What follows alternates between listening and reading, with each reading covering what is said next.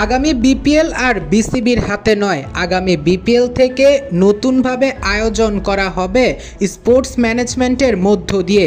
ইতোমধ্যেই আবেদনের দুয়ার খুলে দিয়েছে বিসিবি। শুনলে অবাক হবেন, বিপিএল আয়োজন করার জন্য আবেদন করেছে রাইস ওয়ার্ল্ডওয়াইড ম্যানেজমেন্ট প্রতিষ্ঠান। রাইস ওয়ার্ল্ডওয়াইডের মালিক হচ্ছে রিলায়েন্স ইন্ডাস্ট্রি, অর্থাৎ আম্বানি পরিবার। হ্যাঁ দর্শক, আপনি ভুল নয়, সঠিক শুনছেন। রাইস ওয়ার্ল্ডওয়াইড ভারতের টপ ক্যাটাগরির প্লেয়ার, বলিউডের অভিনেতা অভিনেত্রী, অস্ট্রেলিয়া ইংল্যান্ড ক্রিকেট, আইপিএল, এমনকি ম্যানচেস্টার সিটি ক্লাব ফুটবলের সাথেও কাজ করেছে। এমন বড় বড় ব্র্যান্ডের সাথে তারা অ্যাভেলেবেল কাজ করে থাকে। কিন্তু সবচাইতে অবাকের বিষয়, তারা বিপিএল আয়োজন করার জন্য আবেদন করেছে, তাও সেটা আম্বানি পরিবারের রাইস ওয়ার্ল্ডওয়াইড। শুধু তাই নয়, পাশাপাশি এখন পর্যন্ত আরও 3টা প্রতিষ্ঠান অ্যাপ্লাই করেছে।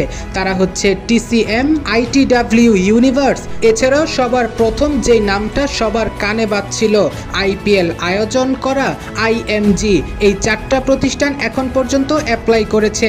26শে জুলাই হয়তো চূড়ান্ত হবে কোন ম্যানেজমেন্ট কোম্পানির হাতে তুলে দিচ্ছে বিপিএলকে। কিন্তু প্রশ্ন হচ্ছে, তাহলে কি রাইস ওয়ার্ল্ডওয়াইড পাচ্ছে, যেহেতু সেটা ভারতের সবচাইতে বড় কোম্পানি, অর্থাৎ আম্বানি পরিবারের ম্যানেজমেন্ট প্রতিষ্ঠান। প্রিয় দর্শক, আপনাদের কি মনে হয় এই 4 গ্রুপের মধ্যে কার হাতে বিপিএলকে তুলে দিলে সুন্দরভাবে আয়োজিত হবে আগামী বিপিএল গুলো?